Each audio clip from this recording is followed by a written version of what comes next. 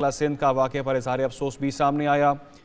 DIG और SSP central से report भी तलब कर ली गई है। अफसोसनाक खबर कराची से, जहां पर कराची के इलाके करीमाबाद में फायरिंग से डीएसपी सीटीडी अली रजा शहीद हो गए।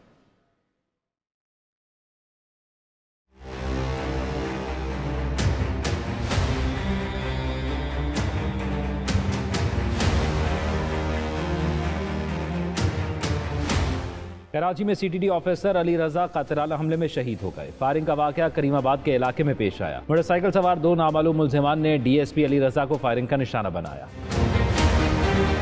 शहीद डीएसपी सीटीडी की शकील कॉरपोरेशन अपार्टमेंट्स में दोस्तों के साथ बैठक थी। मकतूल को सिक्योरिटी फराहम की गई थी, लेकिन हमले के वक्त वो अकेले थे। शहीद डीएसपी सीटीडी अली रजा को 2 गोलियां लगी। एक गोली दिमाग और चेहरे से आर पार हो गई। तफ्तीशी जरा के मुताबिक जाए वकुआ से 9mm पिस्तौल के 11 खोल मिले हैं।